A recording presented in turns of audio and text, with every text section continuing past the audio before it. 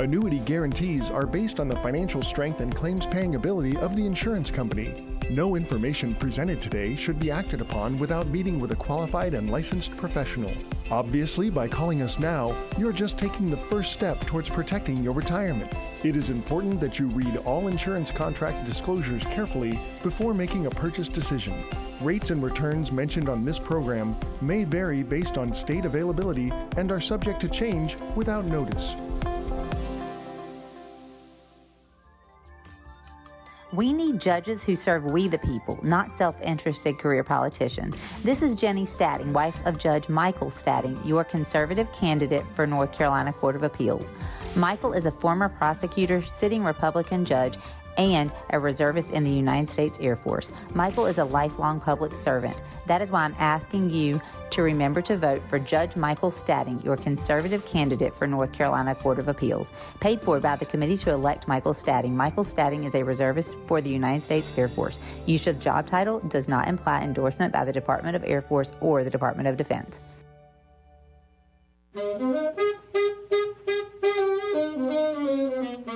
Let MusicRewind.com transport you back to another era with 100 wartime memories. Enjoy the original recordings from the greatest artists from that time period, such as the Andrews Sisters, Duke Ellington, Dinah Shore, Glenn Miller, Doris Day, the Ink Spots, plus many more. He's in the army now, a blowing reveille. He's the boogie-woogie bugle boy of Company B.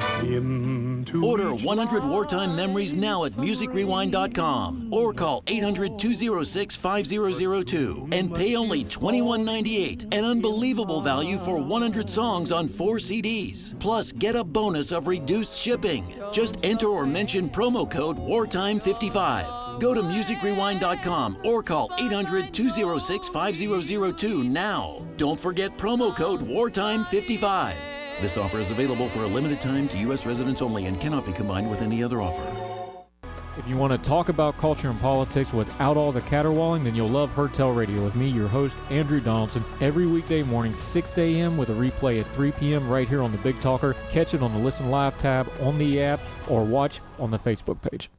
I'm a construction superintendent working on a new housing project in the area. I've always loved being a part of a construction crew, watching the plans come to life. But I wanted more. I went to CFCC and trained in construction management technology. Now my skills allow me to have the life I once dreamed of. I make great money and can get a job anywhere. I got my start at CFCC, and you can too. Visit cfcc.edu/trades and get started today.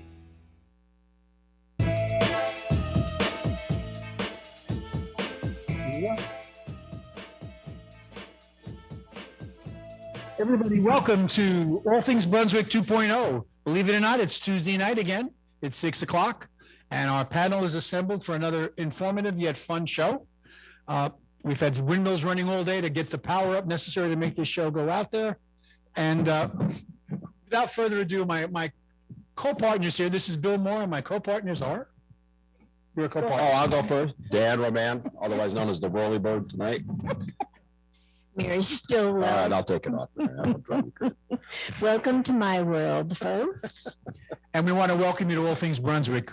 We're having a little fun. If you've watched our show before, there's been a discussion of windmills, of which Mary is very much a part of, so we're teasing her a little bit tonight.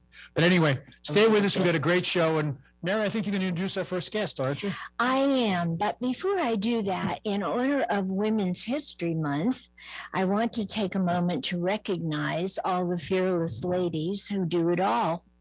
You are courageously getting it done, and you are ready for anything. We are wearing more hats than ever before, ladies. So be proud, keep the faith, and continue on. You are all loved so much, which brings me to this very important lady that we have as a guest tonight. I am so happy to introduce Sarah McPherson, who is running for District Court Judge 7. Is that correct? It's seat number 7. That's right. Seat number 7. And I was going to do this lengthy bio on her, but I would. We couldn't like, find one. No, go ahead. I'm sorry. I would like to hear it from her. So, welcome, Sarah. Thank you, Mary and Bill and Dan, for having me. I'm so delighted to be here. Bio. So where should I start? I am a Southeastern North Carolina girl. I was born in Columbus County. I currently live in Southport in beautiful Brunswick County. I have lived here, but for the stints and where I was being educated outside of the district, all of my life. And I am seeking to serve that same community. So I will tell you, you referenced seat number 7. Seat number 7 is a newly created district court judge seat that was created at the passing of the budget. It was actually involved in the budget that finally passed after, I don't know how many years did we not have a budget, 3 or 4? Five. And I'd be remiss if I did not thank the legislators that made that happen. Senator Rabin, Representative Miller, Representative Eiler were instrumental in that. Our Chief District Court Judge, Scott Ussery, and the bench of judges who currently serve this district were all very instrumental. Senator Danny Britt, who currently serves on the Senate Judiciary Committee. And they recognized a real need for another district court judge seat here in this district. Again, it serves Brunswick, Bladen, and Columbus County. And so, like our other district court judges, I will, if successful in November, have the privilege of traveling the district and serving from the bench, the district court bench, and not to ramble on, I think you asked me about myself, but just to kind of tell you what the seat is. The district court bench serves, it's kind of what I would call, with no disrespect to any of the other benches, the workhorse of the district. It's all criminal misdemeanors. It is civil up to $25,000.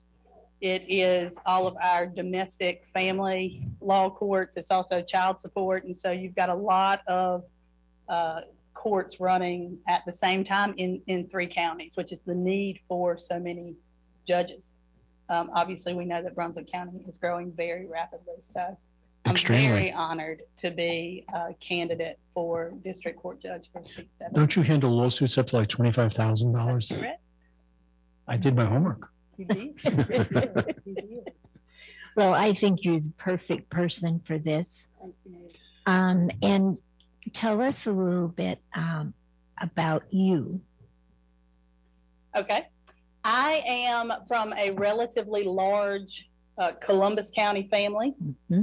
I was a graduate of Whiteville High School in 2000. I went to, I'm actually a proud graduate of Brunswick Community College. I went to the University of North Carolina at Greensboro for my undergraduate degree. I studied history, and from there I attended North Carolina Central University School of Law in Durham. I then, prior to law school, so I'll back up what led me to law school, and some of the previous visitors here on the show have had a similar path. You will hear the late Honorable Ola Lewis mentioned quite a bit, and I will tell you that not only was she a trailblazer for our community, but she also did see something in specific individuals, and she did not hesitate to bring those of us who were fortunate to cross her path in under her wing and mentor.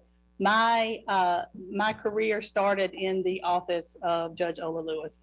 This was around the time that she was very instrumental in bringing the treatment court program. I'm not going to call it a program, I'm going to call it an initiative.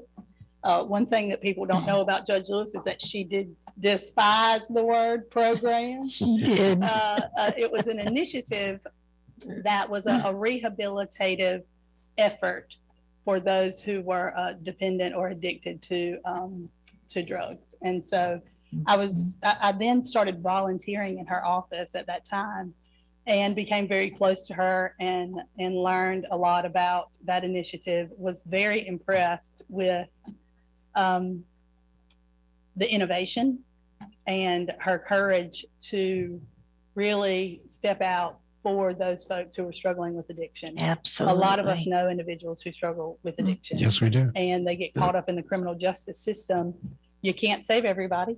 No. But for those who can be engaged in the strenuous activities and the probation that is required, drug testing, therapy, weekly check-ins, and maintaining employment or educational opportunities.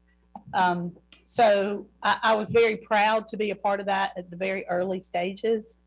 I then secured a grant position in her office, working under that, thanks to the commissioners, actually the Brunswick County commissioners at that time, supplemented a grant. And when the grant ended, Judge Lewis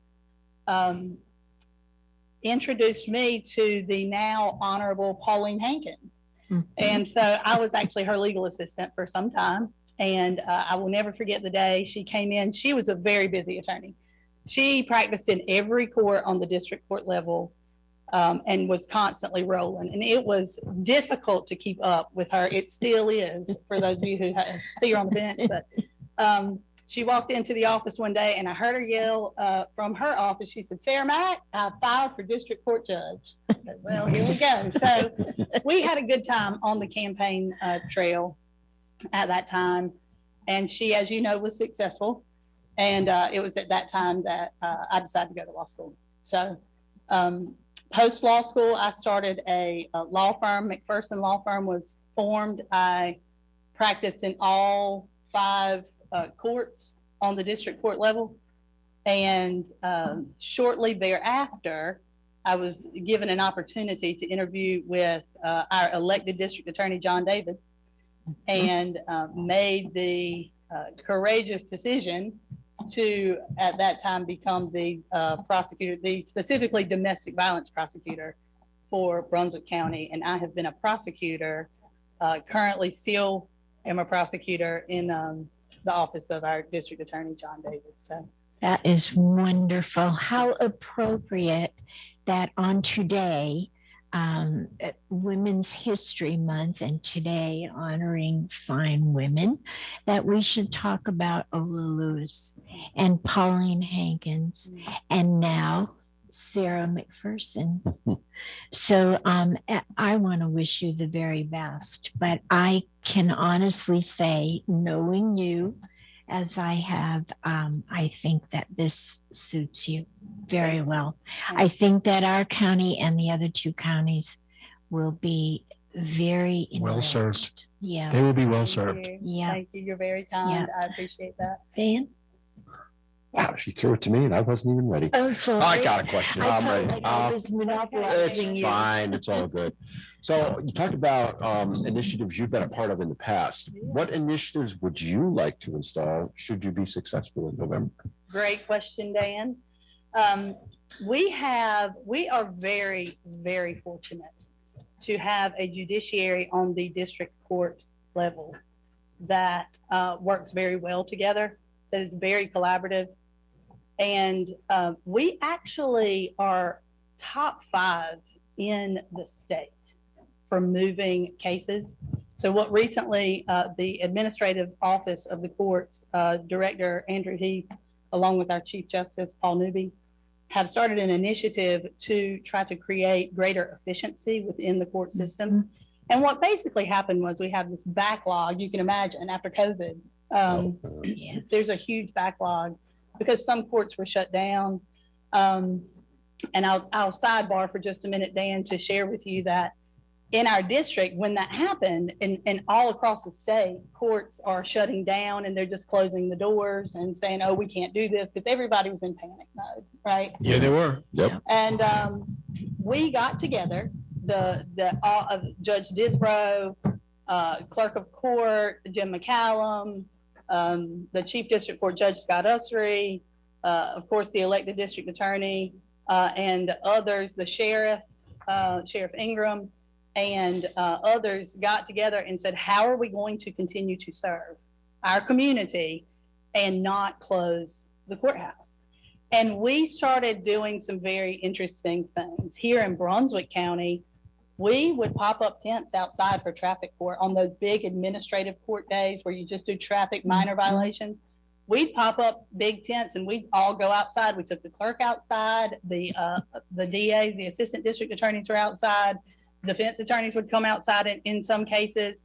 And we were able to continue to serve the public on those matters. Over in Columbus County, we, thanks to the commissioners over there and other officials, the county manager specifically, we were able to go into a school that had recently been closed, and we opened up the gymnasium and the other schools. The administrative office of courts was very helpful in bringing out all of the things that we need. You can imagine we need our technology, we need everything, so that we were able to continue to serve. And so I say all that to say that this initiative to run our court system more effectively and more efficiently, while still maintaining the integrity of the system, is something that I look forward to being very involved in. We have a very good group of judges right now that currently serve in this district, and the system is adversarial in itself, especially the criminal justice system, and even on the civil side. I mean, you've got a plaintiff, you've got a defendant, you've got the district attorney, you've got the defendants, the criminal defendants as well. Sometimes our needs don't align, and sometimes we have different goals. But I think it's very important that we maintain the relationships that allow us to continue to work together so that we're moving forward. And I think that is really how we serve our community. So, yeah. Back to me. Now you're really afraid. But yes, Bill. real quick question to you. What's your judicial philosophy? My judicial philosophy. I asked you first. Judges have, fortunately or unfortunately, judicial philosophy is generally, or should be, consistent across the judiciary. And that is justice. That is to maintain justice. And sometimes you will hear folks say, when you get on the bench, you don't get to advocate for any one side. Well, that's correct, but you're an advocate for justice, because at the end of the day, fair and impartial, maintaining the integrity of the bench, calling balls and strikes, that is exactly what we are there to do. We are not there to legislate from the bench. You'll hear some folks saying that. We're there to uphold the law. We don't create the law. We have the pleasure of following the law, and we have the responsibility of following the law. And so, excuse me, my judicial philosophy would be consistent with maintaining justice for every single person who comes into the courtroom.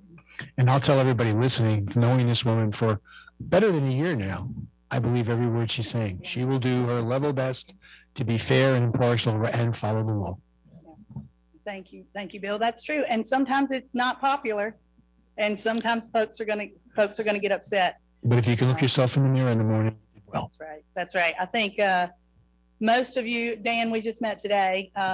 Mary, we've known each other for quite some time. I am unapologetically Christian, and I ask every day before I do anything, before I go into to the job that I do now, before my feet hit the floor in the morning, is that I ask the Lord to give me the courage to just do my job, to hedge protection over my law enforcement partners and those folks that I have the privilege of serving with, but to do my job and whatever that job is. And so I currently have the privilege of being a prosecutor. I make very difficult decisions every day. Sometimes, Dan, we were talking earlier before the show started, if the evidence is not there and I got a problem, I have an ethical obligation not to go forward on a case. That is not popular. If there are victims involved, unfortunately, nothing breaks my heart more than to look at somebody and tell them that I can't go forward and prosecute a case. But that's my job. And so I keep the faith alive, and I lean on the Lord every day to help me. What are your feelings on the prosecutors who may have had evidence on certain things, but chose not to prosecute anyway? I'm referring back a couple of years ago. Can you share some thoughts on that? Are we still in the state? Are we in Mecklenburg County? Or are we in Jersey? Where are we? New York? We could be any one of those areas you would like. Perhaps San Francisco might be the one to choose the most. So, Dan, to have the evidence and to not prosecute. Now, there are several different initiatives that will assist first-time offenders in maintaining. Everybody deserves a second chance, right? Absolutely. And so there are initiatives that will help. So I'm gonna give you an example. Somebody's charged with a class 3 possession of marijuana, and as a prosecutor, it's my job to prosecute that. 19-year-old, just graduated from high school, looking to go to college or looking to go into the military or looking to find themselves. And they come in with the first time they've ever been charged with anything. Can I prosecute them and get a conviction? More than likely. Will I choose to do that? I will probably give that individual an opportunity to earn through an informal deferred prosecution to earn a dismissal because they deserve it. Absolutely. Now, I think that nothing is created in a vacuum. Everything has to be looked at on a case-by-case basis. If that same 19-year-old was charged with first-degree murder in my capacity as a prosecutor, that's a different story, right? Because there was a life that was lost, and that is an egregious crime. And so I think that it is our job to follow the law. I think we also have to use the discretion very carefully and make decisions very wisely. At the end of the day, as an assistant district attorney, I don't want to throw my boss under the bus, but a lot of times I follow direction from the elected district attorney. Our elected district attorney is exceptional. I don't just say that because I work for him. I made the choice to work for him, and I made the choice to serve with him because I believe in what he does. And he's a very good leader in our organization. He stands with us. He's oftentimes in the courtroom,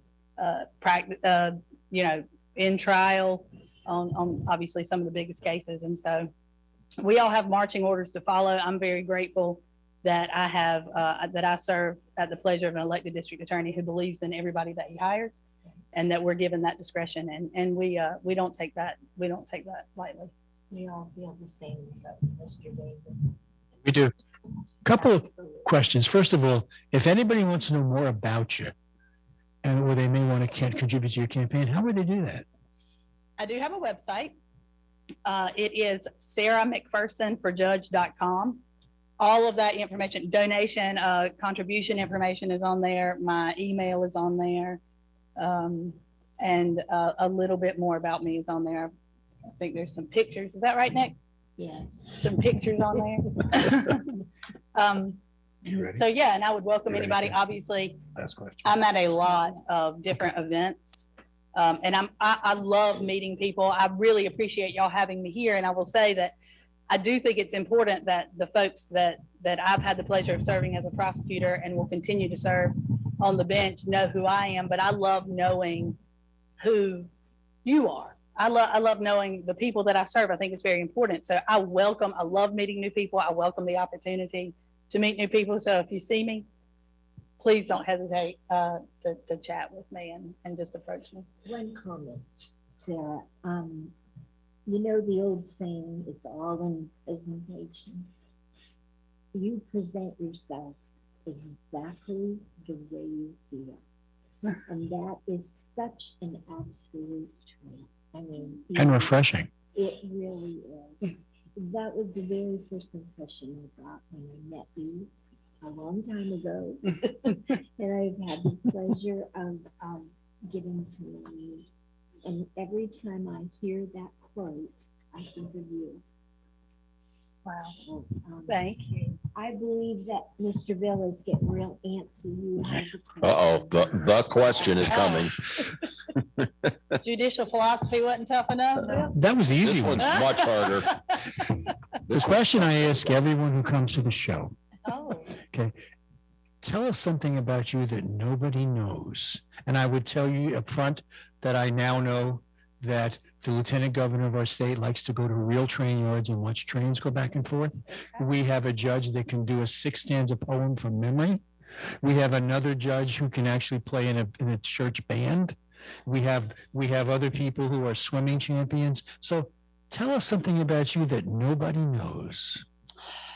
that nobody knows. Or most people don't know. Maybe The average person wouldn't know that knows you. Oh gosh, that's tough, Bill. And you can't go home till we get an answer, so you may be giving it out. I know, and the listeners are like, spit it out, sister. So let's see, something that nobody knows really. I mean, with the days of social media, everything's everywhere. So something that nobody knows about me probably is that I started playing violin when I was 3. Wow. I played all the way through. Till she was 4. No, I'm Gave it up. Hung up my bow when I was 5. I played until I was in high school, and just kind of trailed off in my 20s probably. So yeah, started playing the violin when I was 3. Oh, you should have kept that up. Yeah. You know, in a funny way, no one knows the fact that I did the same thing with the accordion. Oh, really? Yeah, I was in an old accordion band, but no one wants to know that. 1 point for that side. Anyway, before we let you go, one more time, people want to know more about you or they want to contribute. Where do they go? Yes, Sarah McPherson for judge.com. Okay.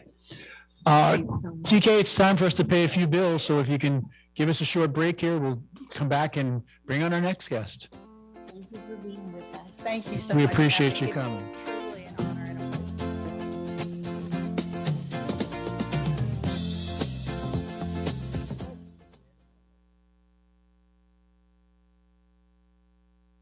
I'm Trey Allen, conservative candidate for the North Carolina Supreme Court.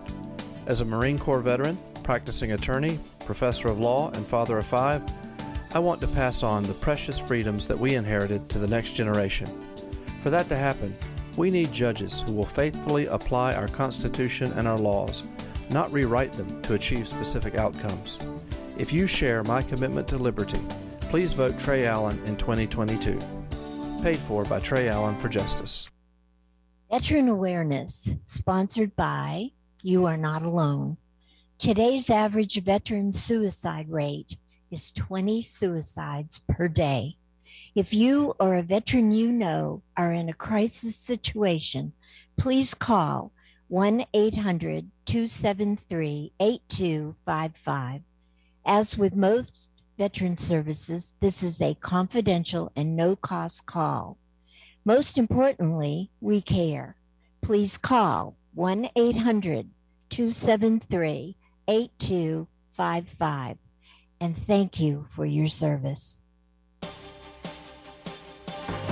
Judicial elections are more important than ever. We need judges who uphold the Constitution and respect our God-given rights. This is Judge Michael Statting, your conservative candidate for the North Carolina Court of Appeals. I am currently an elected Republican judge and serve the nation as a reservist in the United States Air Force. I am a battle-tested conservative judge with a clear ability to win. That's why I'm asking for your vote in the upcoming election. Remember to vote for Judge Michael Statting, your conservative candidate for the North Carolina Court of Appeals. Paid for by the committee to elect Michael Statting. Michael Statting is a reservist to the United States Air Force. Use of job title does not imply endorsement by the Department of Air Force or the Department of Defense. This show is also sponsored by Dr. Tony Maglione. Dr. Tony is a cardiologist practicing in Wilmington. He accepts Medicare patients, and his office is located across the street from New Hanover Regional Medical Center at 2032 17th Street. The office number is 202-1071. Dr. Tony is an author whose last book is Rules for Conservative Patriots, and it can be purchased on Amazon. His website is www.drtonymag.com.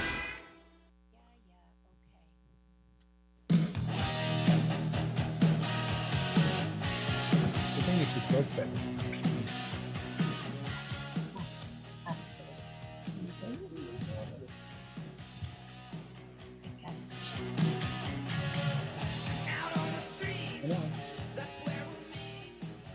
Welcome back to part 2 of All Things Brunswick 2.0. I'm sure you thought we had a great interview with Sarah, and I think we have one that's just as good coming up for you about school board in Brunswick County. So Mary, introduce our guest. I will. Thank you.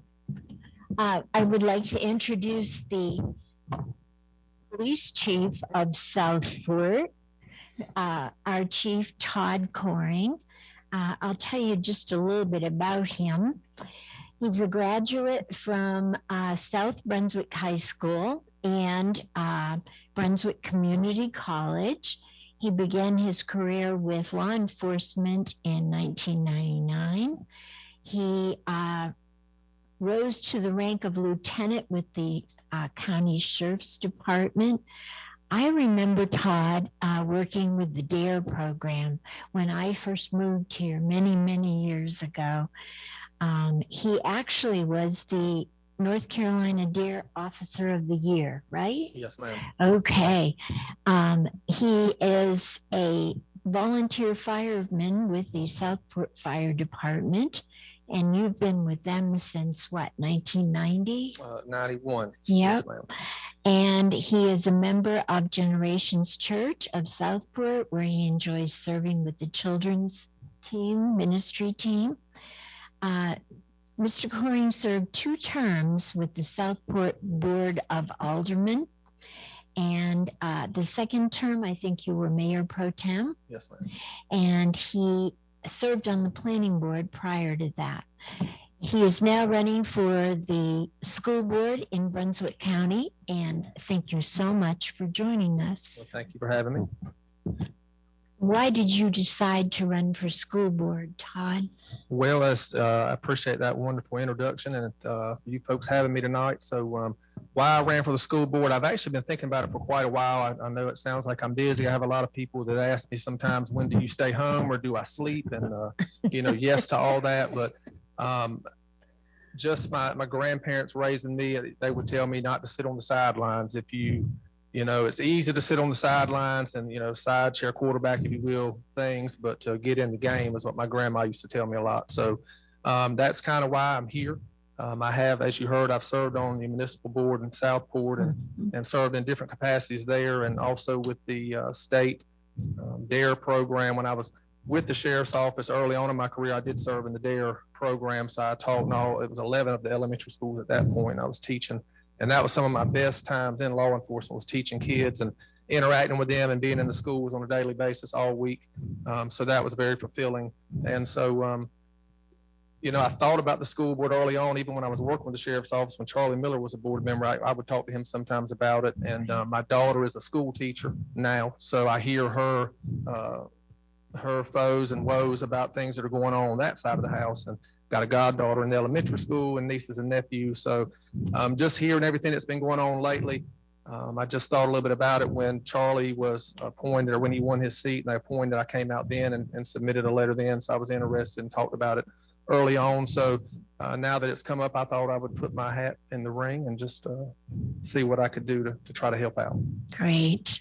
And as long as I have known you, Todd, you have always been there for everyone. You're always there to help. Todd and I had a mutual friend whom we both loved very dearly, our friend Teddy. Yes, ma'am. And Teddy the very first time that I met Todd, Teddy said, when you meet him, he's just going to blow you away. And, he was absolutely right. Everything that I read about or see about, you are there helping.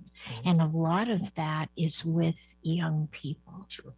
Yeah, I kind of feel like that's what I was geared to do, just passionate. I've always been passionate about kids and helping out. And in the law enforcement career, that's one of my best times. Like I mentioned, when I taught the DARE program, I was honored to be recognized as the state DARE Officer of the Year. So I had the honor of going to the national conference and carrying the North Carolina flag at the national conference and representing the North Carolina agencies. And at church, that was one of the things that really got me involved with church. they asked me about teaching kids. I said, you're like a big kid, you know how to relate to them. So we want you to help. And I was scared. I thought, Lord, I don't know enough about the Bible to certainly teach kids how to understand. So I didn't know at the time the Lord was placing out of my heart. It's helped me become a stronger Christian because I'm a God-fearing man, as I heard, Sarah here earlier talking about her faith, and that certainly drives me a moral compass. So, I just feel like that I can be of help there. And they've always been passionate about kids. And Teddy, I'm a lifelong Republican. I actually signed up and in the gym at the high school, they came out then and would sign us up. So I've been a Republican all my life. And Teddy, we had a bunch of hardcore talks about that. And so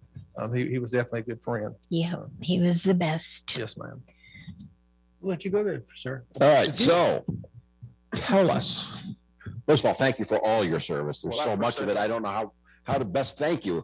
You're talking to him, not me, right? No, I'm talking to him. Okay, just check. Not always about you, my friend. So should you be successful in getting on the board, where do you think the priorities need to be for the upcoming year, 2 years, and so forth for the board? Well, there's been a lot going on. And so, of course, COVID seems to have highlighted and taken a lot of the time that I've been researching a lot of the meetings and stuff. But some of the things I'd like to focus on are staffing, ways to help staffing. A lot of, again, my daughter being a teacher, I've heard some of her stories and things and ideas. And so I think it's very important that we try to look at ways to help with that. In law enforcement, we're struggling with the same thing. So the police department, I'm in a smaller agency now, but being the chief, that's always a concern, trying to retain employees. And, so we've come up with some incentives there and some things I'm coming up with for our upcoming budget to talk with our elected board about. So I think that's very important in the school systems to try to look at staff, teachers, and across the board, bus drivers, custodians, everybody, not just one or the other. So I think that's very important. And also infrastructure in the county is growing. I was, seated in a meeting this week and just heard, it just amazes me at how fast we are growing. And just in little old Southport, I was born and raised there. And it's just amazing to see the growth. So we need to be on top of that. And I know they've got the school bonds, a little while back, and there was millions of dollars. And they've already earmarked some of that and have a map for that to go. But it looks like some of that's already outgrown. Certainly they didn't realize it at the time, but I think just so infrastructure is also something. And then safe schools, being in law enforcement my entire career and also serving as a volunteer fireman, school safety is always important. I was riding by, I spend a lot of time walking through the halls at Southport Elementary School, and I always worry about, when or if something could happen. We're not, immune to that. Just this morning when I was getting up ready for work, there was a shooting at a high school somewhere here, and I can't remember where in the country, but it's just always on my radar. So I think school safety, we must be able to provide that level of security and protection for the students and staff that are in our school safety is critical. I have a K-12 background, as does Bill. Right. And I was a chief technology officer back in the day. And actually the DARE officer's office was right next to mine. Right. So we would frequently talk about school safety and what could be done without overdoing it too. Because the other side of it is you don't want to scare the kids too much. You don't. You do not. It's a very difficult situation. Yes, and sir. so can you give one or two examples of what you think for school safety, what would be the priorities? Well, as you mentioned, just to the barriers, that's always a main concern. When I was with the sheriff's office, again, I served the majority. I was 20 years with the sheriff's office. And when the Sandy Hook shooting happened, that's something that everybody's aware of and knows right off. At that time, we did not have resource officers in all of our elementary schools. And the sheriff called me in and we talked then, and he wanted me to help kind of implement that. So he talked to me. And so we were able to get all the elementary schools that's when he took the initiative and got the school resource officers in place. So again, that's always important. Having officers, probably need to look at increase. And I talked with him a lot still, and I've heard his views on that. So I think the more we can increase when you're growing the population in the schools, then you've got to be able to think about that. A officer at a school, is great, but I'm sure there's the potential. I know our high schools have 2 resource officers. And so I know that's always something you can do. And then just the security measures, the proper door locks and mechanisms, cameras, and the whole 9 yards to kind of help to be the eyes and ears. The officers are there and they're out and about. But I think that's important. It helps, in law enforcement now. I'm a big proponent of community policing and outreach. So I know in Southport, we're getting out of the car and being approachable. I think that's important. So I think that's really important. When you think about school safety, when the officers are in the schools, they're approachable to the kids, and they help them through a lot of things. When I taught DARE, that was one of the things I really enjoyed was just talking to the kids. There's a lot of families that are split, and you don't never know what's going on when they leave the school. So being there and available and approachable is just great. I think that's one of you just touched on a point I think is critical for having resource officers is whether it's middle school or high school, you're building a connection between the students and the officer, which then carries out as they grow older. And you're seeing a lot of people saying, well, there shouldn't be officers in there for various reasons. But that, to me alone, is the reason, because it builds that communication. It really is. I was visiting a new store in Southport just last week, and I was commenting. I was in there. And some people were looking at me from across the store. And of course, being a police officer, I get a little nervous, why are they looking at me? What's going on? And you kind of put up that wall, that barrier. And as I moved around the store, I'd been in there probably about 20 minutes. This girl walked up to me. She said, "Sir, can I ask you a question?" I said, "Yes, ma'am." She said, "Did you teach DARE at Southport Elementary?" I said, "Lord," I said, "did I teach you?" And she was 30 years old. And she said, "I told y'all that's Deputy Todd." And the other, they knew me and just, they heard my voice. So, I never knew then the impact I was making. And I hear that constantly, and it's a great feeling, to be, that advocate for them, and to hear that now. It's just very, very important. An educator really doesn't know their impact till years later, and that's reality. My daughter, we talked about that, and it's just the small things, the little things. One of them told me, the stories go on and on. I had one stop and said, "You used to open my milk carton for me all the time at Walker Elementary School." And it's just little things that you don't realize them, but it's made an impact. And so, yeah, it's very great. Very. As a retired high school principal in North Carolina and New York, so been around a little bit. I hear you. Question I have for you is: the school board sets policy, yet they have to balance the word from on high, which comes down from the state.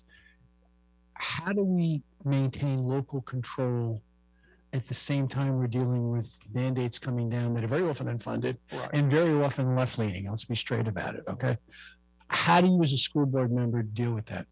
Well, I think one thing that's important, being on the board, you have to get to know your other board members as well. And I've been talking with some of the seated board members now, and I think that just comes from having an open discussion and dialogue across the board.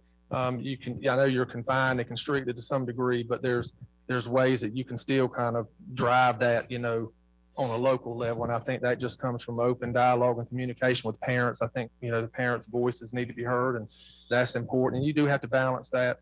But I just think communicating that across the board from, top to bottom is very important. Critical. It's absolutely critical if you're going to be successful. Yes. Another word is transparency, but reality, it's building communication. Transparency, you hear that a lot. And, I hear that every day as well. And it's so very important. I know when I served on the board, we used to get hit with that sometimes, but I know you can speak to several, not toot my own horn, but I was always one to return an email or a phone call, good or bad, or getting fussed at. I think that's important that the citizens, the folks that put you in that position know that, hey, you're listening. It's not always going to be good. It's going to be bad sometimes, but you just need to respect. There were days I was anti-everybody, and then you're doing it right when everybody thinks you're being unequal. It works that way.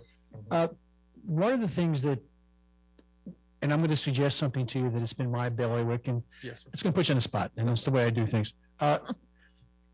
We worry about some of the things we teach kids, because the curriculum coming down is not always fair and right up front with it. Yet school boards have a power of their own that they can fix some of it with their own authority. For example, and I'm going to pick numbers now, the state could say you need 20 credits to graduate high school. Sure. Brunswick County can turn around and say, no, you need 21 and a half. Require a half credit and say finance, which is how to do a checkbook, how to build a budget, how to do the basics that every kid should know before they get out of school. And the other one, which is my favorite, is a civics course that really teaches civics and about that. And that could be done within the power of a school board. Sure. Thoughts? Well, I think I've had some people ask me about the different issues that are going on right now. And I just feel I feel like there wasn't anything wrong with the way that I was brought up and taught, and civics was my favorite class. And I really think that's important. I was talking to a gentleman the other day, and he was talking about spelling and the fact that's kind of fell by the wayside. I think that is important. I think the basics, and, I'm directed by my moral compass and, values and things that I would feel comfortable, things that should be taught should be things, that I would feel comfortable as a parent talking to my kids about at home. You can certainly. There's an old story out there that you want to stymie a kid nowadays, get a stick car and write in cursive. They'll never know what you're doing. And unfortunately, that's true. That's right. As we move forward, how do you increase parental involvement in schools? Because the standard comment when I was a high school principal was that kids don't want your mom and dad there, and that's not quite true. Right. They want them to understand certain. They don't want them at the dance, but they'd like them to understand what's going on in school, good, better, and different. So when they get blamed for something, they really know it's something that's real. Right. How do you do that involvement, increasing involvement? Well, again, it just falls back on communications. I think it's important that you try to, you have a school board meeting and but there's more that, sometimes you have to have more than that, workshops, if you will. And I know they have committee meetings and different things, but I think the more you can be available and approachable to the parents is important. Just getting out. I used to always go out and in the community, and I would show up at games and different things just so they can see you there and you're approachable. It's not always sitting behind the desk. Some people get intimidated by that. Oh, it's the school board. And, I know there's certain ways you have to sign up to speak and things like that. But I think it's important to me as a board member to be more approachable and visible in the community. And I think that goes a long way as well. You're absolutely right. Yeah. Thank you for that. I'm just blown away, Todd, at the fact that our children now, you can't understand what they write, right, and they don't know how to read an analog clock. Mm-hmm. I just don't understand that. I think in my opinion, that needs to change. Yeah. Okay. They don't know how to balance a checkbook. Right. They don't know anything about voting. Mm-hmm. I don't understand what is so important that it would take the place of these things, this everyday stuff that we need to know. It is scary. How do you feel about that? Well, I don't know. And, I think a lot of it is technology now. A lot of, it amazes me when I'm out and about, and like in the store. I was in the store the other day, and there was two children in a buggy, and they were looking at phones, and they were on a device. Mm-hmm. And the parent had left the buggy sitting there and was a good ways away from. I really probably could have just walked right off with the buggy and kept on going with the kids. They probably wouldn't have known it because they were so much in that technology, and they had their back turned. I just think a lot of technology is great. Don't get me wrong. We love technology. I would be lost without it. If I don't put it on my calendar, I'm in bad shape, but, and I can't even remember a phone number. I was embarrassed not too long ago. My phone, I've dropped it, and I couldn't remember a phone number. My wife's phone number and my assistant police chief, I knew their numbers from memory, and the fire chief, and that was it. And that's bad, so I think we need, it's kind of going back to the basics. I know that sounds kind of laid back or routine, but I think we need to look at some of the basics and some of the, yeah, because again, I don't, the way I was brought up, I don't think there was a whole lot wrong with that, so. Not at all. I mean, they had the push for STEM going back a decade or two, and there's nothing wrong with that. Sure. But in that process, we lost the basics. Right. We did. Like Bill mentioned cursive. Now there's a thing going around TikTok. Write your name without lifting the pen, which is cursive. Right. And these kids can't do it. That to me is insanity.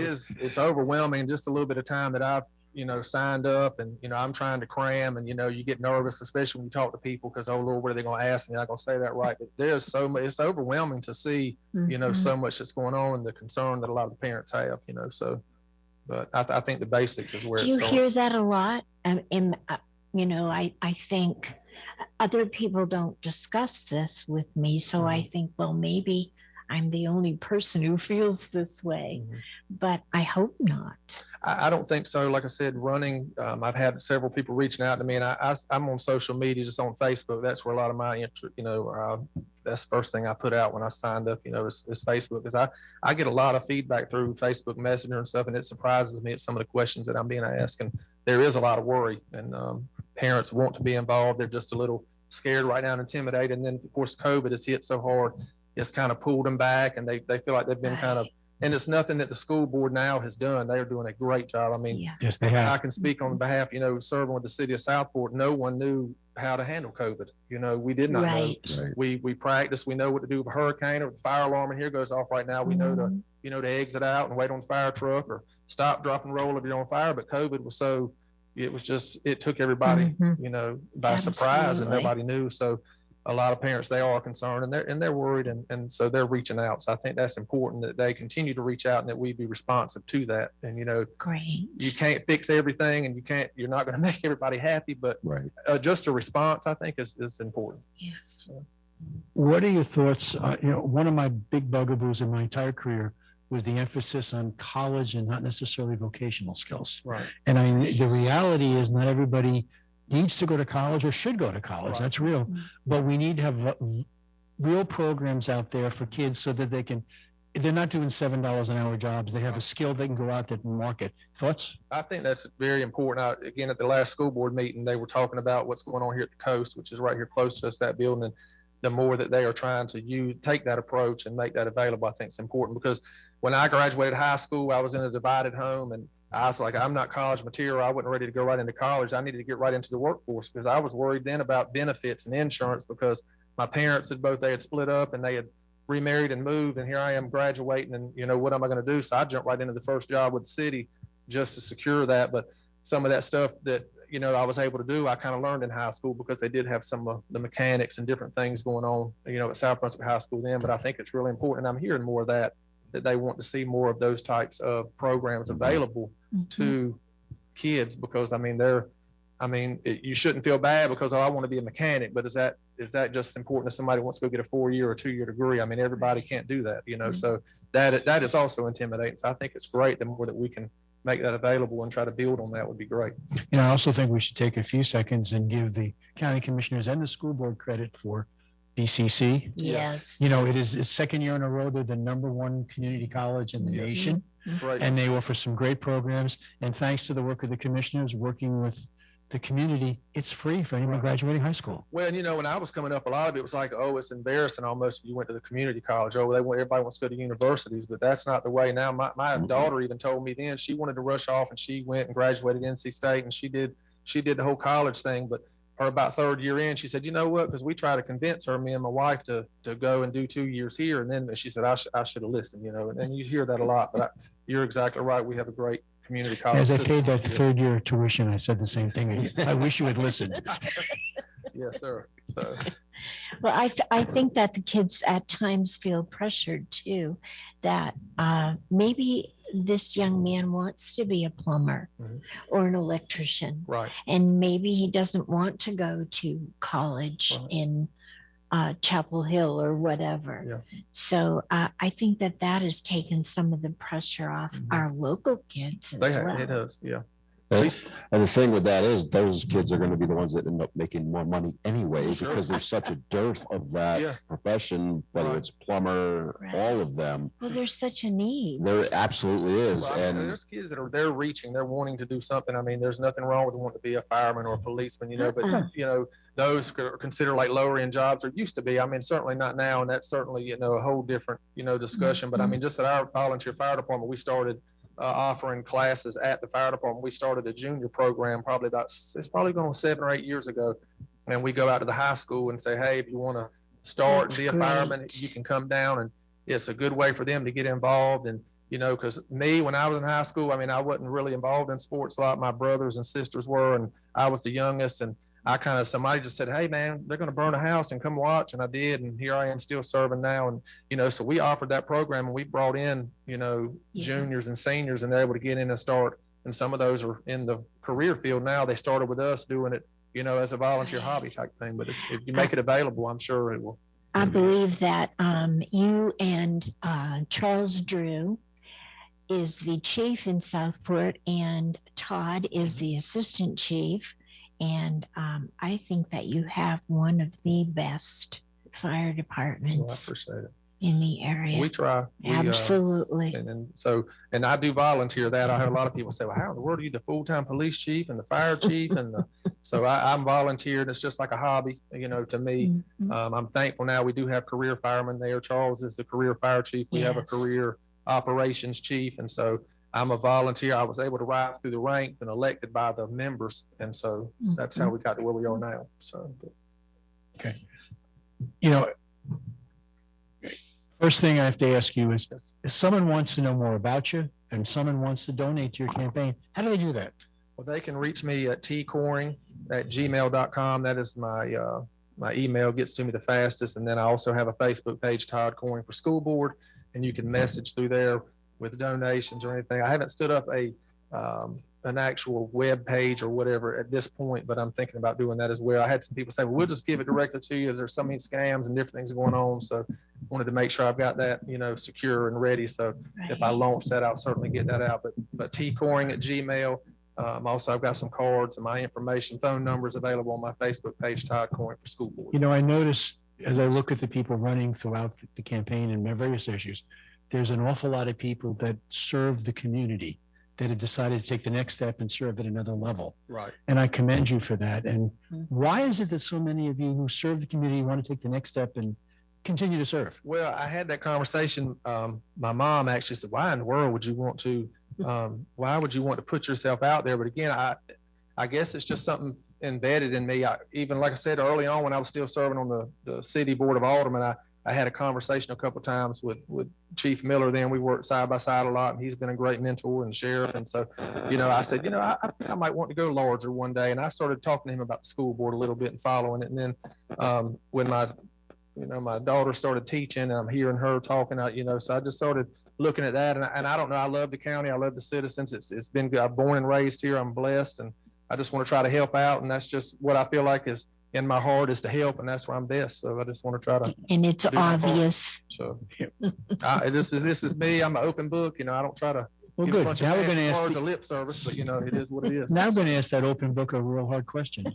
Tell us something about yourself that nobody knows. Well, because I was here a minute ago. And you heard that question. I got to sit here. So probably what people probably don't realize about me is I have a little bit of OCD, and they pick at me at the sheriff's office or the police department, excuse me. The sheriff's office is awesome too, but don't sit anything down near me because I'm liable to pick it up and put it away for you. Or if people at the house, they won't set a glass down because I'll get it and clean. Well, you need to stop by my house. That'd be great. Wiping stuff down. The This is a man just like me then. just laughing. And sometimes I was like, I don't think I want anybody to know that, but people see it now. We were in a class day, a Zoom meeting, and we had to sit in there for 3 hours. And the detective, he was just, we come out of there, he said, "Are you on medication?" I said, "Hold up." Now he said, "Because you really cannot sit." He said, "You do." So yes, sir, that was probably something people may not know. So thank you for that. Any other comments here? I knew that because Teddy told me. He probably did. You drove him crazy. I know it. At this point, again, one more time, how they can donate to you, and then we'll. Again, tcoring@gmail is my Gmail, and then the Todd Coring for School Board on Facebook is the best way you can message me there. And my number is posted 910-477-1721. All right, we're going to take a break to pay some bills, and then we're going to wrap up. So, Thank you, TK, Todd. give us some music. Appreciate it. Thank you very much.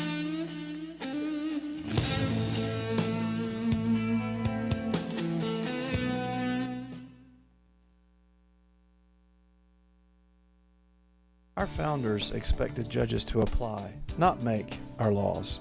I'm Trey Allen, conservative candidate for the North Carolina Supreme Court. More than 20 years ago, I began my legal career by joining the Marine Corps and taking an oath to support and defend the United States Constitution. As a justice on our state Supreme Court, I will continue to protect the Constitution by basing my rulings on the founders' intent, not my personal views. Paid for by Trey Allen for Justice. We need judges who serve we the people, not self-interested career politicians. This is Jenny Statting, wife of Judge Michael Statting, your conservative candidate for North Carolina Court of Appeals. Michael is a former prosecutor, sitting Republican judge, and a reservist in the United States Air Force. Michael is a lifelong public servant. That is why I'm asking you to remember to vote for Judge Michael Statting, your conservative candidate for North Carolina Court of Appeals. Paid for by the committee to elect Michael Statting. Michael Statting is a reservist for the United States Air Force. Use of job title does not imply endorsement by the Department of Air Force or the Department of Defense. Veteran Awareness, sponsored by You Are Not Alone. Today's average veteran suicide rate is 20 suicides per day. If you or a veteran you know are in a crisis situation, please call 1-800-273-8255. As with most veteran services, this is a confidential and no-cost call. Most importantly, we care. Please call 1-800-273-8255. And thank you for your service. This show is also sponsored by Dr. Tony Maglione. Dr. Tony is a cardiologist practicing in Wilmington. He accepts Medicare patients, and his office is located across the street from New Hanover Regional Medical Center at 2032 17th Street. The office number is 202-1071. Dr. Tony is an author whose last book is Rules for Conservative Patriots, and it can be purchased on Amazon. His website is www.drtonymag.com. Oh, really?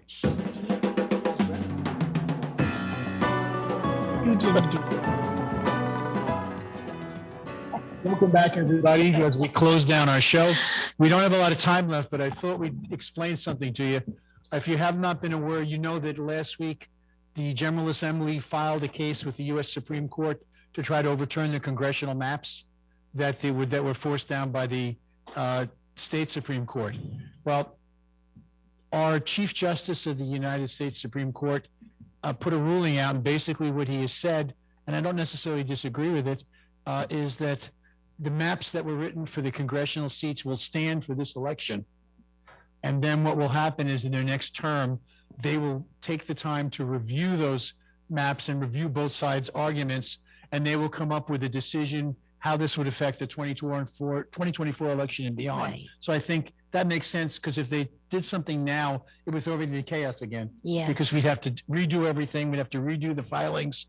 So I think you're under a time crunch right now, so it makes sense. You can't. Best under bad circumstances. That's what we've done.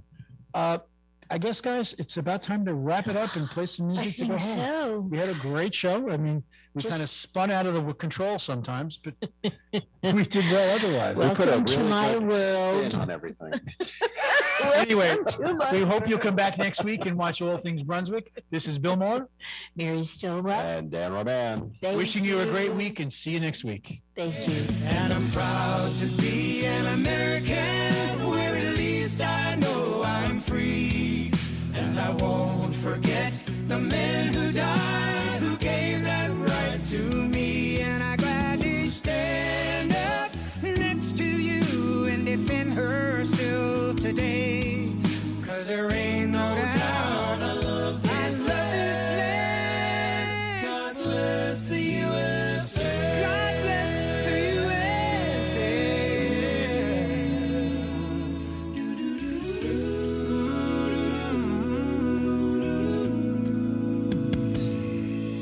From the lakes.